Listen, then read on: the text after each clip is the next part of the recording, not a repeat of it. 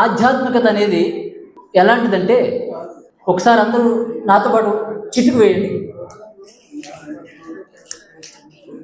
చిటుకు సులభమా కష్టమా? చిటుకు వేసినంత సులభము ఆధ్యాత్మిక శాస్త్రం. చిటుకు వేసినంత, చిటుకు ఎలా చేసాం అలాంటిది ఆధ్యాత్మిక శాస్త్రం. ఇవేంటి? వాటర్. ఏం చేసాం? ఇది కష్టమా సులభమా? మంచినీళ్ళు తాగినంత సులభం ఆధ్యాత్మిక శాస్త్రం. దీన్ని క్రిటికల్ చేసేసారు, చిక్కుముళ్ళు చేసేసారు. మంచినీళ్ళు తాగడం ఎంత కష్టతరం చేసేసారో అంత చిక్కుముళ్ళు వేసేసారు ఈ గురువులు. కొంతమంది గురువులంతా ఎలాంటి గురువులు అంటే, వేమన చెప్పాడు, ఒకసారి నాతో కూడా చెప్పండి. కళ్ళ గురుడు గట్టు కర్మ చేయము, మధ్య గురుడు గట్టు మంత్ర చేయము, ఉత్తముండు గట్టు యోగ సామ్రాజ్యము.